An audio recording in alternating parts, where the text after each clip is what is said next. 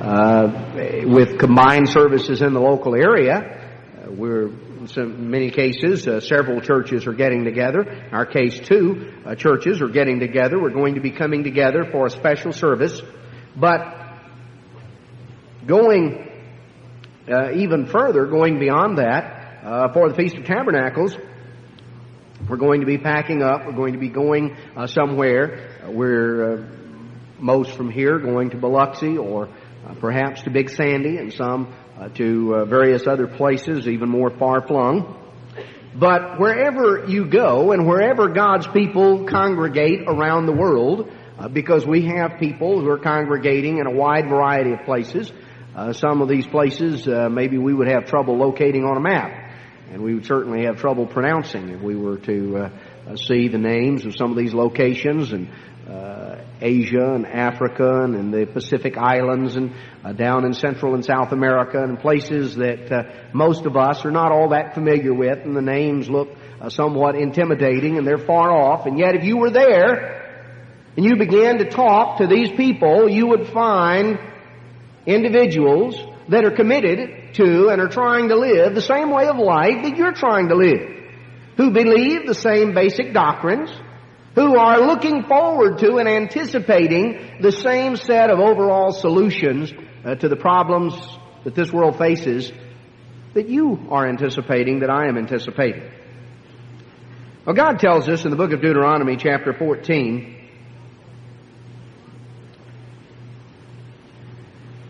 we will pick it up in verse 22. He says, "You shall truly tithe all the increase of your seed that the field brings forth year by year. And you shall eat before the Eternal your God in the place which He shall choose to place His name there. The tithe of your corn, of your wine, of your oil, and the firstlings of your flock and of your herds, that you may learn to fear the Eternal your God always." Now, we read here of a tithe that we in the church have frequently called second tithe. That is not, by the way, just some name that is unique to us. That is the name that the Jews utilized anciently too. The term that was used in the time of Christ was deuterodecton, which meant just second tithe. Deutero is the word that our word Deuteronomy comes from. It means the second law or second giving of the law. Well, that was what the Jews termed it, and the reason they termed it that, and the reason we term it that, is because it is the second tithe that is mentioned in the Bible. There is a tithe that we read of earlier, going all the way back to Genesis 14, that was given that was in that sense payable to God for the carrying out of His work. We can read in the book of Numbers that God assigned in ancient Israel the tithe to the priesthood, that they were responsible for the work of the sanctuary, and God, in that sense, then gave them the tithes, or paid to the Levites the tithes for their service in the sanctuary, because they, in that sense, were working for God. And the tithe belonged to God, and we read of that. We read various places that discuss it. But when we come into Deuteronomy 14, we come to a second tithe, a tithe that was not paid to the Levites, but rather we're told in verse 23 was eaten before the Eternal. It was consumed or utilized by the individual.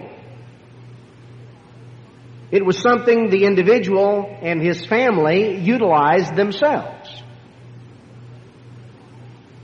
But it had a particular use and it had a particular purpose. It was utilized in the place that God chose to put His name there.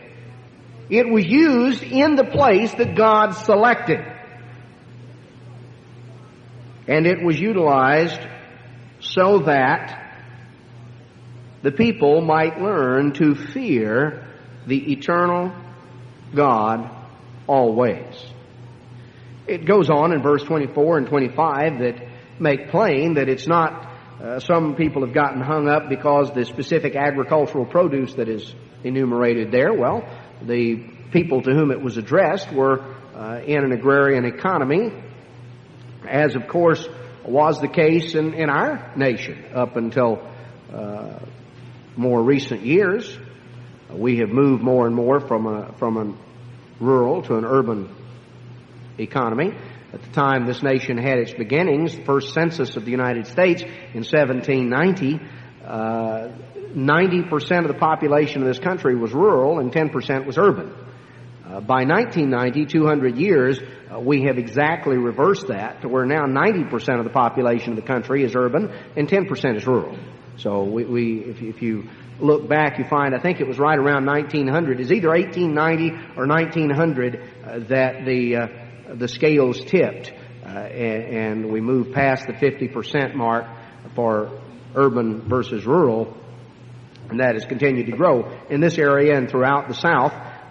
That was the change from rural to urban was much later, and to a great extent was a post-World War II change in most of the South. But so it was addressed to people in a rural economy, and it addressed the things that they were not primarily a cash economy. They were it was more of a barter system and more of a small farmer type of circumstance. So it was specifically mentioned. But verses 24 and 25 make plain that money is the equivalent. You know that you it's a long ways, and you can't always transport the produce. The issue is not the produce or the specific agricultural commodities. You can sell that and take the money. And that, of course, is what normally all of us do, because that is much the simpler case. But anyway, the point is, verse 26, you take this that you have set aside to the place that God has chosen, that He has selected, and in verse 26, you bestow that for whatever you want, whatever you desire. And it enumerates various things that are enumerated in the context of feasting, in the context of celebrating these special occasions.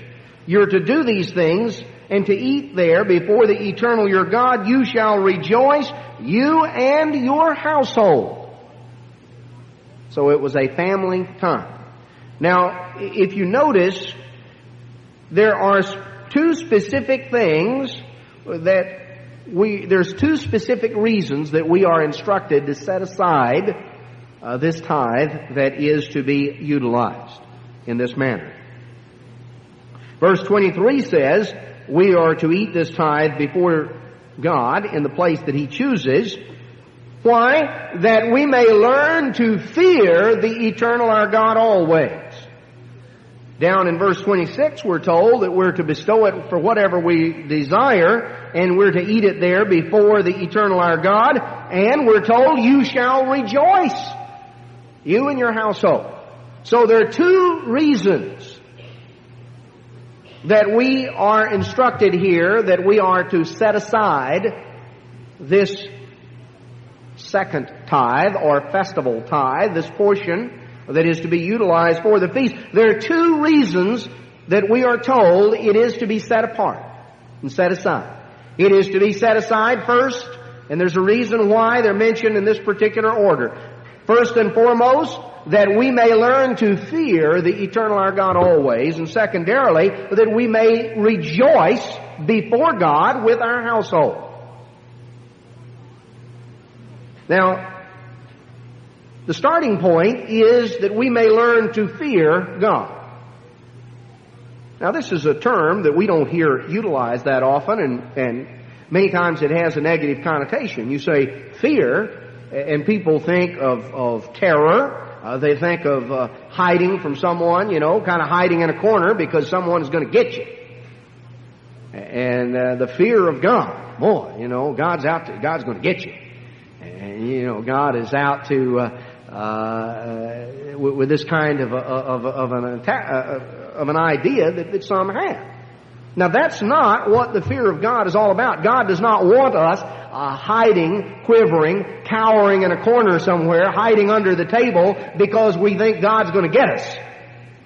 We don't go to the Feast of Tabernacles to try to hide in a closet because we think God's going to get us. That is not what is talked about. You know, there are healthy fears and unhealthy fears. There are things I'm afraid to do. I would be afraid to get out and stand on the railroad track with a train coming straight toward me. I consider that a healthy fear. I'm a lot healthier being afraid to do that than I would be if I were not afraid to do it. Well, I'm not afraid of anything. I'll stand here in front of this train. I probably wouldn't stay healthy for very long. A little child, fear is something we learn. A little child sometimes will do things that are very dangerous because they haven't learned even a healthy fear. Sometimes a little child will get into water that's too deep. I've seen them sometimes, they're sitting there and just jump off into like a swimming pool or something, and all of a sudden realize that the water was too deep and they couldn't swim. But they were having fun, and they just kind of lunged on forward.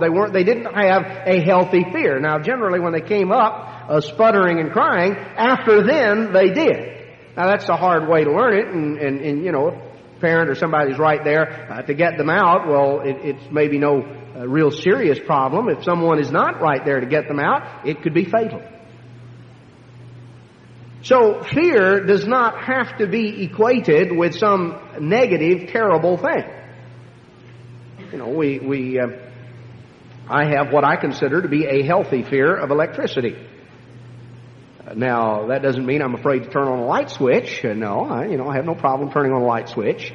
But what I would have a problem doing is taking the light switch off and just kind of reaching in there with my hand, maybe, some metal implements, and just kind of reaching in there and grabbing a hold of things and playing around with it.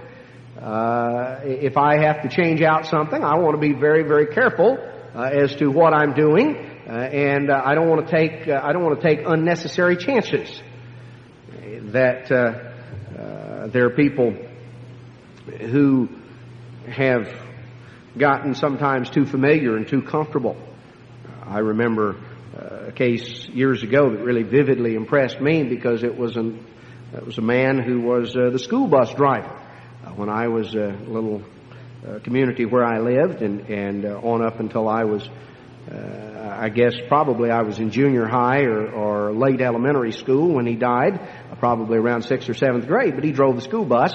But during the day, he painted and did things of this sort, kind of worked as a independent contractor to do house painting and sometimes simple electrical repairs. And he was killed in an accident that involved carelessness with electricity, where he had, I guess, worked around it so often that he took a careless chance.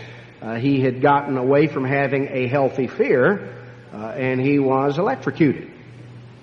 Very tragic kind of a thing, and something that really, of course, makes a very vivid impression on you as a child when something like that happens to someone you know. The point is that fear, there is a healthy fear.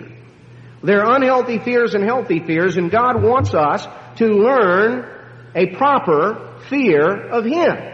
And one of the reasons He instructs us to go to the feast and to observe God's festivals, one of the things that we should come away with is a more deeply developed, proper fear of God. Now, perhaps we could use a different word that is a synonym that means the same thing, because the fear of God means a deep reverence for God. It means standing in awe of God, being deeply impressed. Overwhelmingly impressed with God, standing in awe of Him. Now, let's look a little bit. You see, when you fear something, you're impressed with it. You're awed and overwhelmed by its magnitude. That's what it means to be afraid of something or to have a fear of something. You're awed and overwhelmed by its magnitude. You're deeply impressed with it. Now, you see, all of us have certain fears. Mr. Rice made comment earlier in the sermon, or sermonette, concerning some of the fears that many times our young children deal with at school. The fears of what other people are going to think. Well, it talks about that fear in Proverbs 29:25. It says, the fear of man brings a snare. The fear of man brings a snare. When you're afraid of people and what people are going to think and what people are going to do, when what people think is the important, overwhelming thing to you, it's going to bring a snare, a trap. A lot of you know what a snare is. Some of you have made snares. You've used snares in trapping animals. Well, the fear of man brings a snare. That's a trap. It can serve to entrap and to entangle us, to catch us up. The fear of man brings a snare. The worry about what people are going to say and what people are going to do and how it's going to come across to people.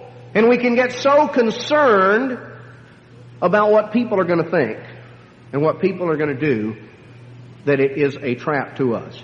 The fear of man brings a snare, but whoso puts his trust in the Lord shall be safe. In Proverbs chapter 28 and verse 1, it says, the wicked flee when no man pursues, but the righteous are bold as a lion. So there is a boldness that comes when the fear of man is cast out. The wicked flee when no man pursues. You ever notice, when you're doing something you shouldn't do, you got a guilty conscience, how jumpy you get. You remember as a kid, you were doing something that you knew you weren't supposed to do, and every time you heard a noise, you jumped because you knew, Dad or Mom was about to come through the door. And so, just real jumpy. The wicked flees when no man pursues.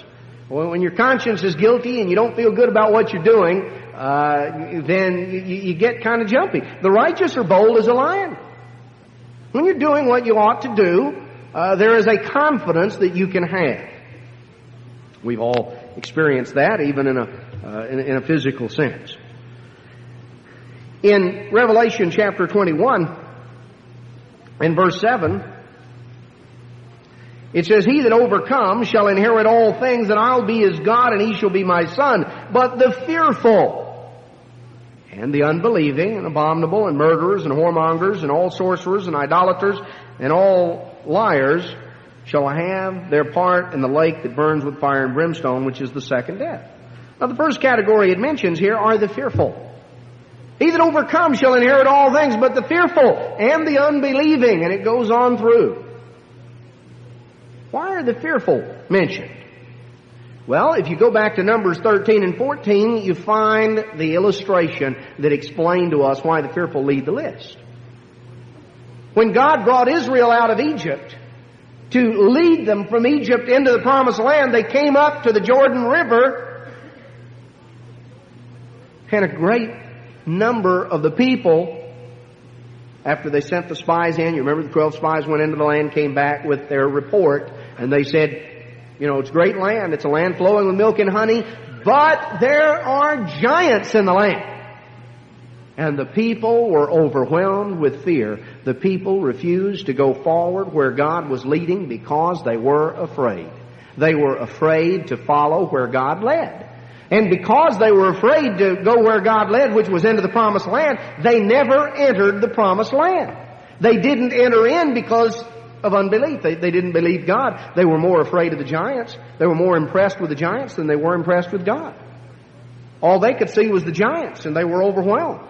The fear of man was a snare. They were afraid of people. They were afraid of the things that lay before them humanly and physically, and it overwhelmed them to the point that they lost sight of God's greatness and God's power. They lost sight of being impressed with God, and they were so impressed with people, they ceased to be impressed with God, and they didn't follow where God led them. Now that's what it means when it says the unbelief or the fearful there in Revelation 21. The reason the fearful won't be there is because they're afraid to follow. They're afraid to go where God leads. They're afraid to cross the river Jordan. They're afraid to go into the promised land for fear that there may be problems and difficulties that will be encountered along the way. And so they stop. They stop. You know, God will lead, God will guide, God will direct, God will protect, God will do all those things. And He did all those things for ancient Israel. He provided for them where even their shoes and their clothes didn't wear out. He overshadowed them with a cloud by day from the scorching sun. He gave them a pillar of fire at night to warm them and to be a source of light. He fed them with manna. He miraculously poured water out of a rock. God took care of them. He did all of those things. He fought their enemies. He opened up the Red Sea before them. He did many, many things, but the one thing He didn't do was He didn't pick them up and carry them in, you know, kicking and screaming. They had their part to do, and what was their part? It was to put one foot in front of the other and follow where God led. That's all they had to do. They had to put one foot in front of the other and just follow where He led. God would take care of all kinds of things. But they had to follow. And they had to follow their own free will. God would not forcibly drag them in. He wasn't going to, dig their heels in. God wasn't going to just drag them across the river, whether they wanted to come or not. So, when we fear something, we're deeply impressed with it. We can be awed and overwhelmed by its magnitude. Being overly impressed with people and their power can block us out of God's inheritance. God has for us the desire that we enter into His rest, that we inherit His kingdom. God has a tremendous plan, and He has tremendous promises in store that He plans to fulfill in our lives. But ultimately, the extent to which these things are fulfilled in our lives are going to come down as to what we are most impressed with. Are we most impressed with the world, or are we most impressed with God? And ultimately, what we're most impressed with really kind of comes down as to what is the most real to us. What's the most real to us? How real is God and God's kingdom and God's promises and God's power? How real is the great God, the creator of the universe, the one who flung out the stars, the suns, the solar systems, all of the planets, all of the greatness and the grandeur, the things that we see. David in the Psalms writes, talks about how when I consider the heavens, the work of your hands, and the firmament, your handiwork, when I look up into the sky at night, and you look at all that God has done, man can't even count how many there are, and can't even begin to get to even the closest one. And God made them all. He not only knows how many there are, He knows their names. Not only can He get to all of them, He made them all. Man can't even get there. The closest one would take us several years if we could send something traveling at the speed of light, which we can't. The closest star, Alpha Centauri. And the furthest ones would take us billions of years if we were traveling at the speed of light, which we can't even begin to do, and still take us billions of years. So, when you consider what God is and what God has done and God's greatness and power, and you look at all the things that God has done, and we can come right on down to looking at the smallest and the most minute and thing that we can look at here on this earth, and the interrelationships that develop, and realize that God planned out everything from the smallest detail to the grandest and greatest thing. But you see, when we get so impressed with people, and we live in a world where we're surrounded with what man can do. We're impressed with man and man's power and man's technology and what man can figure out and what man can do. And what we look around and see, this world is in a mess. Any way you want to slice it. Now, God holds out hope to His people, and that hope is based on the reality of His promises. God wants us to go to the feast to learn of whom we're to be deeply impressed. Learn to fear Him. You see, if we're too impressed with people, and we're overwhelmed and overawed by people and what people can do, it can keep us back and interfere with our doing what we need to do. One of the greatest obstacles, I think the greatest barrier to spiritual growth, is the barrier of fear. Being fearful. Fearful to step out and to do what we need to do. Fearful of getting hurt. Sometimes the reason we don't reconcile with someone else is because we're afraid they'll hurt us again. Sometimes the reason that we fail to do this or fail to do that, or we don't do what God says, or we cave in here or there, is because we're afraid. We get scared of the consequence and we cave in. And the reason we get scared is because we get so impressed with what we can see that we lose sight of the most real thing there is, which is what we can't see. You see, we're to walk by faith and not by sight. Without faith, it's impossible to please God. He that comes to God must believe that He is, and that He's a rewarder of them that diligently seek Him. So the wrong kind of fear is something that needs to be replaced with the right kind. Let's notice in Proverbs chapter 1 and verse 7. Proverbs 1 and verse 7, it says, "The fear of the eternal is the beginning of knowledge, but fools despise wisdom and instruction." The fear of the eternal is the beginning of wisdom, or the beginning of knowledge. It's the beginning. It is the starting point, the principal part. It's what you have to start with. And is really the basis on which you build everything else. The fear of God, standing in awe of God. Really being deeply impressed with how great and how powerful is our God. That's the starting point to learn anything.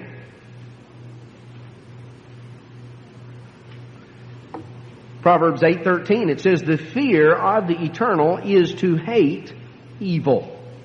Pride and arrogancy and the evil way and the froward mouth do I hate." What is the fear of God? The fear of God is to hate evil.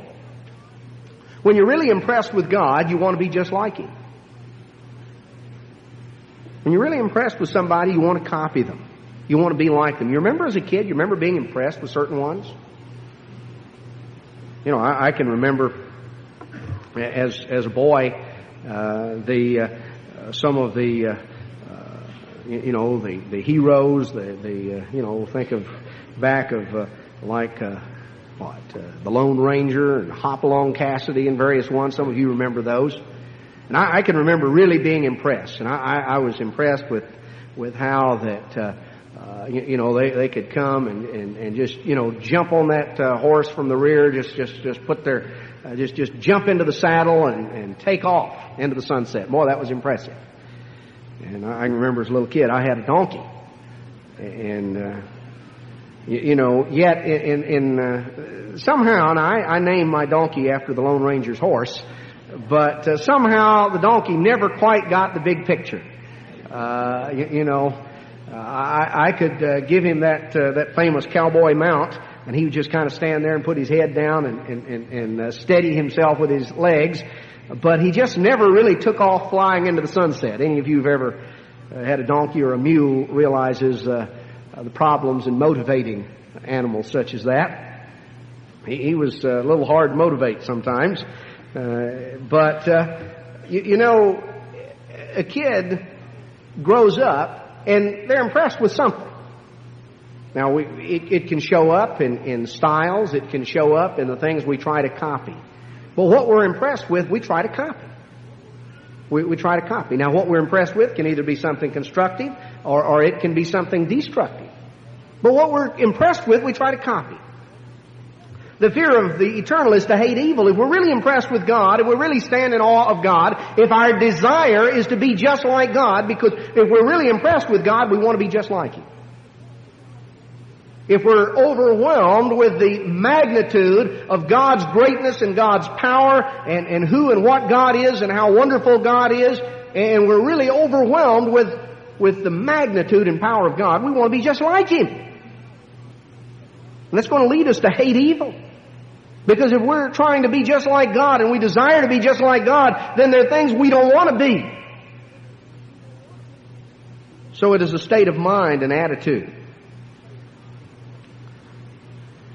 In Proverbs chapter 16 and verse 6, it says, "By mercy and truth iniquity is purged, and by the fear of the eternal men depart from evil." By mercy and truth, we get rid of iniquity. We get rid of lawlessness. We have to face the truth. God is ready to extend His mercy to give us an opportunity to change. You see, if God didn't give us a chance to change, we'd all be incinerated into a cinder. But God's mercy extends to us a chance to change. God wants to give us a chance to change. He desires for us to change. And every one of us need God's mercy. We all need God's mercy. And you know, God loves mercy. God desires to extend His mercy. By mercy and truth. You see, God is soft-hearted, but He's not soft-headed. Sometimes individuals don't understand the difference. And there are people, and sometimes as parents, we can be not merely soft-hearted. God is soft-hearted, tender-hearted, great mercy toward those that fear Him. But God's not soft-headed. Sometimes God knows that the most merciful thing in the long run is to let us learn a certain lesson. And God does not just instantly snap His fingers and make all of the physical consequences of everything we've ever done just disappear. God's ready to forgive. But you know, forgiveness and mercy are two different things. Now, God forgives because He's merciful, but forgiveness has to do with the restoration of our relationship with God. We go to God for forgiveness. That is, forgiveness is there to restore our relationship with God. And then as we ask God for mercy, we're asking God to really to grant us relief from some of the physical consequences that we're of problems that we're encountering. Well, God will do that, and God does do that. But sometimes there are things that we have to go through in order to have certain lessons deeply impressed on us. But by mercy and truth, iniquity is purged. That's what leads us to repentance. God extends His mercy. He extends His truth, which is the basis by which we know what is right and what is wrong. And by the fear of the eternal, men depart from evil. What's the basis of our turning away from the old ways? Because we come to a point where we're more impressed with God than we are with the world around us. By the fear of the eternal, men depart from evil. We turn our backs on the old ways because we learn to be impressed with something else.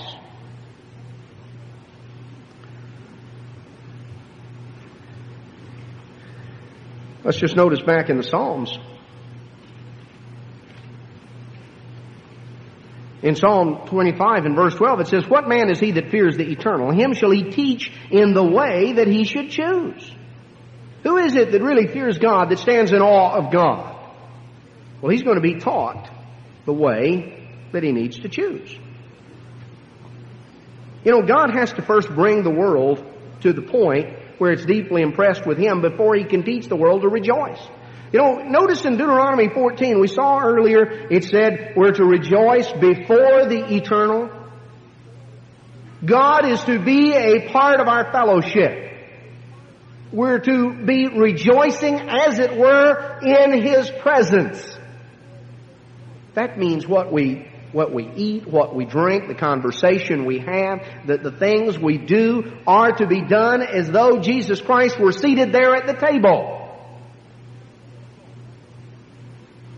Are there changes we would make in our fellowship if Jesus Christ walked in?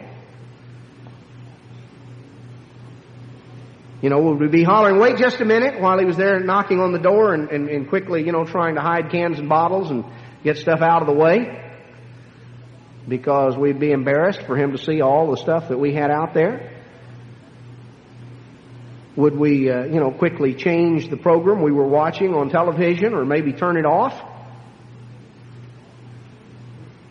Would we change the conversation and all of a sudden, totally different topics are introduced? Well, if we would have to make any great abrupt changes, then we need to realize we're not rejoicing before God in the way that He would have us. Because we are to rejoice in a way that God is included in our fellowship. That our rejoicing would be made more complete for Jesus Christ to come in and to sit down and to be there to partake with us in the way that He was when He walked the earth as a human being. You read in the New Testament, Jesus Christ was not a party poop. He was someone that people enjoyed being with. He was a very enjoyable person. He exuded a personality that was such that people really enjoyed being with Him. He could laugh and have a good time, but He always did it in the right way. He could eat and drink and take part in these type of things. Now, some of the Pharisees wanted to criticize Him for it and accuse Him of being a drunkard and a glutton, which He was not. He was not those things at all. But He could enjoy a good time in the right way. And there's nothing wrong with a good time in the right way. God talks about that in Deuteronomy 14. But you see, before we can learn to have a good time, first we have to learn to be impressed with God. Because if we're impressed with God, we're going to have a good time the right way. Because we're going to realize that He's there. He's there. See, it says in Psalms 1, "Blessed is the man that walks not in the counsel of the ungodly, nor stands in the way of sinners, nor sits in the seat of the scornful." It's not caught up in the attitudes of the society around. His delight is in the law of the Lord. And in His law does he meditate day and night. That's what he's caught up in. That's what he's wrapped up in. He'll be like a tree planted by the rivers of water that brings forth his fruit in his season. His leaf shall not wither, and whatever he does will prosper. He's going to last. He's going to endure. Because he's impressed not with the world and those who are scornful of God's way and following a contrary way, but his delight's in the law of the Lord. He's thinking about these things, and he's impressed with God and God's way, and he is headed a way that's going to last, a way that is going to endure. The ungodly are not so. They're like the chaff which is driven before the wind. They're not going to stand in the judgment. Sinners aren't going to endure there in the congregation of the righteous, because the Lord knows the way of the righteous, the way of the ungodly is going to perish. There's a way that's going to cease, and there's a way that's going to endure forever. What are we going to cling to? What are we going to hold to? What's going to last? What's going to endure? We go, as we attend the Feast of Tabernacles, as we dwell in temporary dwellings, we are focused in upon the temporary nature of this physical life. There is something beyond the tabernacle in which we dwell, something beyond the temporary state of our present existence. Abraham and Isaac and Jacob, we're told in Hebrews 11, dwelt in tabernacles. They dwelt in temporary dwellings, but we're told that they looked for a city whose maker and builder is God. Now, if they had been mindful from that city out of whence they came, if they had been looking back to Babylon of old, they may have had opportunities to have returned. But they knew that the future didn't lie in Babylon of old, Ur of the Chaldees, out of which they had come. The future was in the kingdom of God. And they looked for a city that has foundations, whose maker and builder is God. And that city has foundations. In fact, you find them enumerated back in the book of Revelation. It has 12 foundations. So it goes deep. It's enumerated back in the book of Revelation. It is a city whose maker and builder is God. It's a city, the New Jerusalem, that's going to come down from God out of heaven, that is going to endure on into eternity. You see, as we are put in a circumstance where we become very mindful of our temporary state and of our need to look beyond the temporary state to something that is permanent, our need to look beyond a tabernacle to a city whose maker and builder is God. In chapter 2 it says, "Why do the heathen rage and the people imagine a vain thing? The kings of the earth set themselves and the rulers take counsel together against the Lord and against His anointed. Let us break their bands asunder and cast away their cord from us."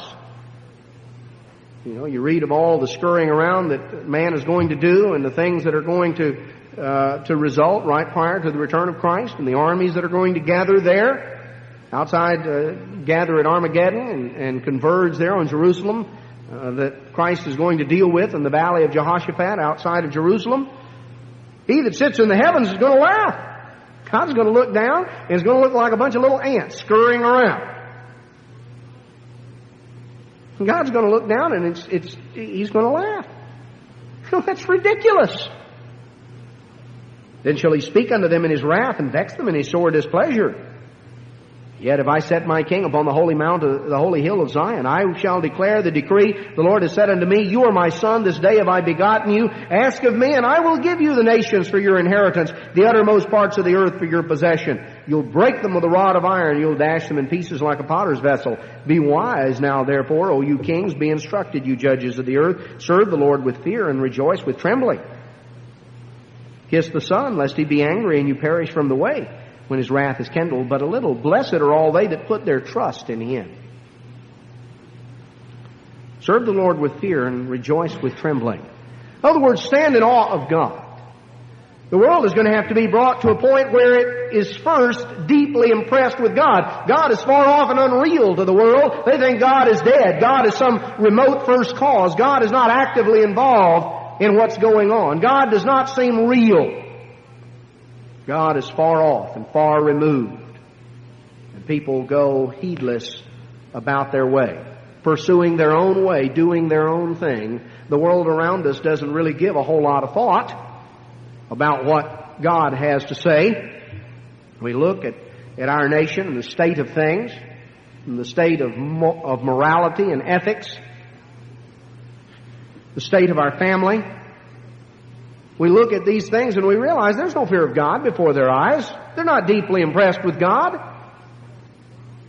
God does not seem very real. God doesn't play a very big part.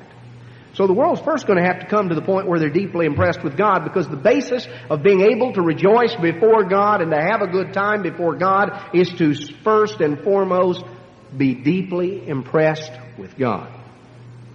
God tells us, as we focus in on this festival season, and the reason God tells us to prepare and to save up and to make preparation and to come to the place where God has set His name is we are to come there, we're to do these things that we might learn to be more deeply impressed with God than the world around us. We're to learn to be more and more deeply impressed with the great God, with His power, with His greatness, with His grandeur, with His plan, with His great purpose. And you see, this is the kind of proper fear, the kind of healthy fear, not being in terror of people and what people might do, but the proper fear and respect for God that leads to joy. Psalm 19 and verse 1, it says, The heavens declare the glory of God, the firmament shows His handiwork. Day unto day utters speech, and night unto night shows knowledge. There's no speech nor language where their voice is not heard. You know, regardless of where you are, you can look up and you can see the heavens. They declare the glory of God. They announce God's power, God's greatness, God's glory.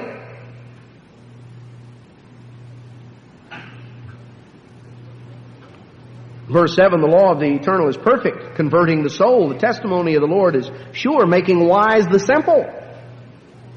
So God's law, God's doctrine is perfect. It converts, it changes our life. God's law is for the purpose of changing our life. That's what it means to convert the soul. changing our life. The testimony of the Lord is sure, making wise the simple. The illustrations, the examples, the witnesses and records of what God has done in the lives of His people, they're there to make wise the simple. They help us understand. See, God fills the Bible with examples and illustrations. This is what is meant by testimonies. So we learn God's will not simply from thou shalt and thou shalt not. We learn it by illustrations and examples of what people did and what God was pleased with and what He wasn't pleased with. It is a source of wisdom because it gives us practical application of the principles of the law. You know, it's one thing you can go through and memorize a whole list of do's and don'ts.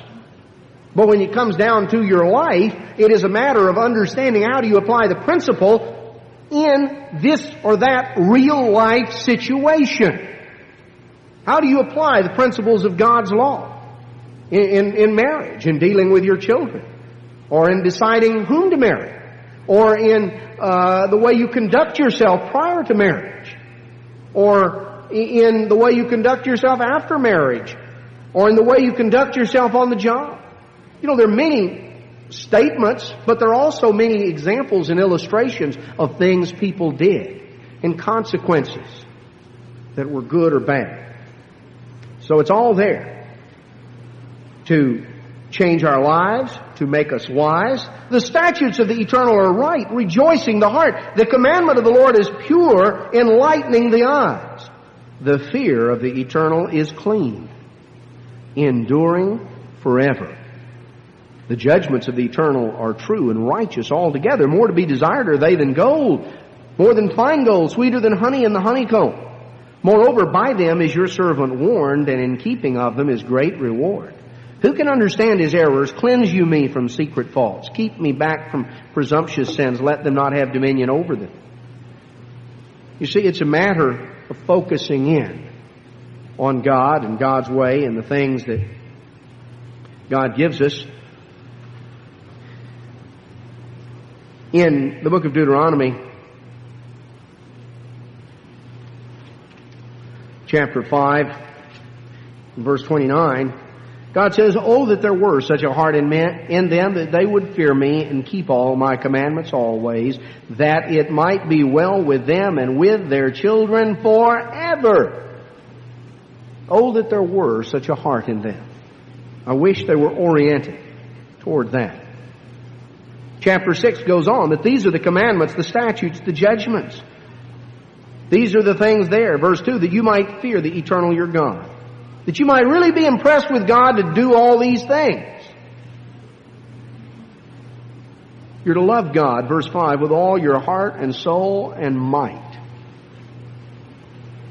You're to teach these things diligently to your children. We're told in verse 24 that God commanded us these things, to fear Him, to stand in awe of Him for our good always. It's for our benefit. We could go on, we could look. Chapter 10. Chapter 10 of Deuteronomy in verse 12.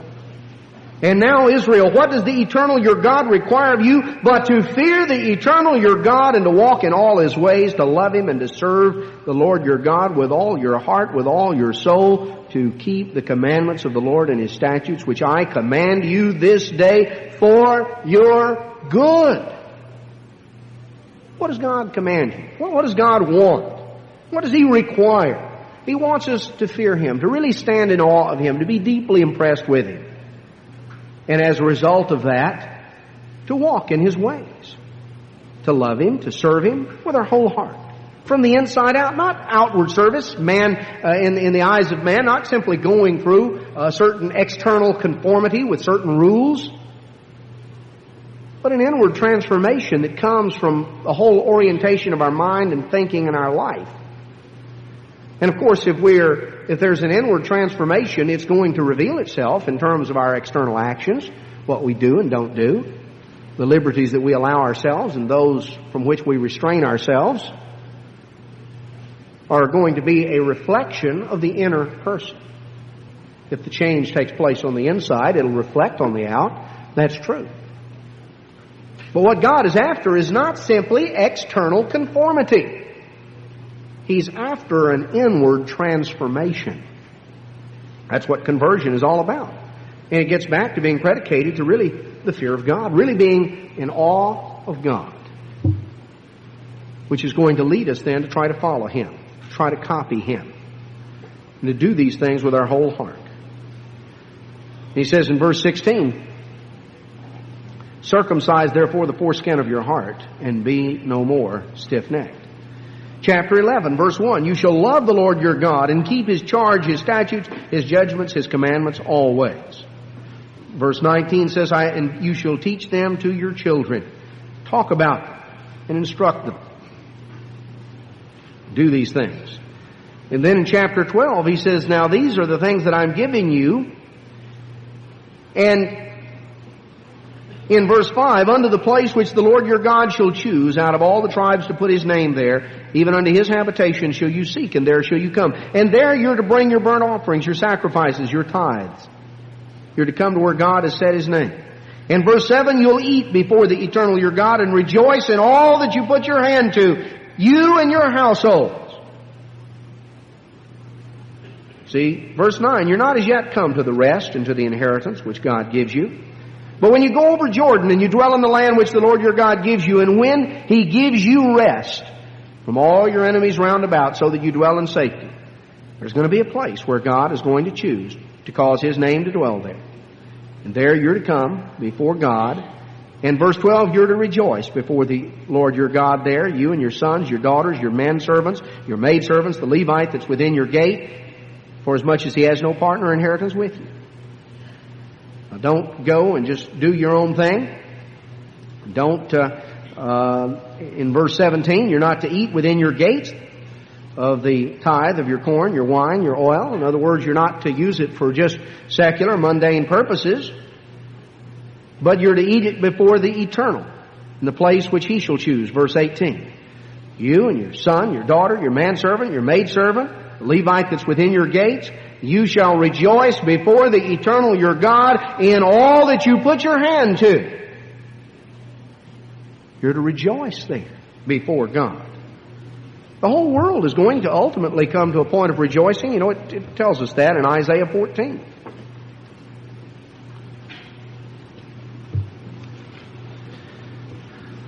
Isaiah 14 verse 1, the Eternal will yet have mercy on Jacob and will yet choose Israel. And He'll set them in their own land. And verse 3, it'll come to pass in the day that the Lord shall give you rest from your sorrow and from your fear and from the hard bondage wherein you were made to serve.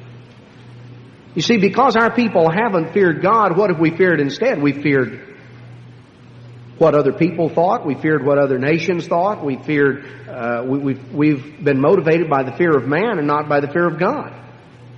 And as a result, the fear of man causes a snare. It's led into sorrow and hard bondage. Because really, we've been impressed with Satan's world. As a nation, as a world, as a society, we've been impressed with Satan's world. And because we've been impressed with Satan's world, we have followed in with it. And it has led to heartache, to hard bondage, to a lot of hard problems. And ultimately, this nation is going to learn that lesson in order to come into the rest that God offers to His people. God tells us that we are to do certain things for the purpose of learning to fear Him more completely. When we get ready to go to the feast, what we need to have in mind is that we're going there.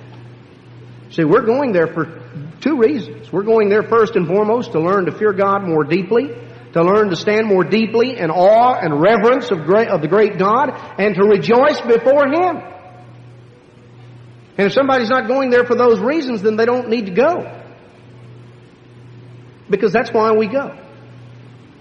That's why we go. We're going there that we might learn to stand more deeply in awe of God, that we may come away more deeply impressed with God and with His power and His greatness, and that we can rejoice before Him and enjoy the good things because God wants us to have those things. You know, when the nation when our nation comes to that point in Isaiah 14:3, where God can give them rest from the sorrow and the fear and the hard bondage. See, God's going to break the staff of the wicked, verse 5, the scepter of the rulers. He who smote the people in wrath with a continual stroke, he that ruled the nations in anger, is persecuted and none hinders. God's going to deal with those things. And verse 7, the result is going to be the whole earth is at rest and is quiet. They break forth into singing. A picture, a description of the millennium. The whole earth is at rest, entering into God's rest. The whole earth is at rest and is quiet. And they break forth into singing, a time of rejoicing. But before the rejoicing, first comes the fear of God, being impressed with God, deeply in awe of God. That's something that we need to seek as we focus in on this fall festival season. We need to ask God to help us as individuals and to help us as a church to go through this fall festival season becoming more deeply impressed and awed with the great God, with His power and His greatness and His magnificence than ever before, so that we can rejoice before Him and really take part in all of the things that God desires to give us. We are entering into a very special season of God's year. A time that focuses in, and we're going to continue this focus and follow forward with more in terms of where really standing in awe of God will, can, and should lead us.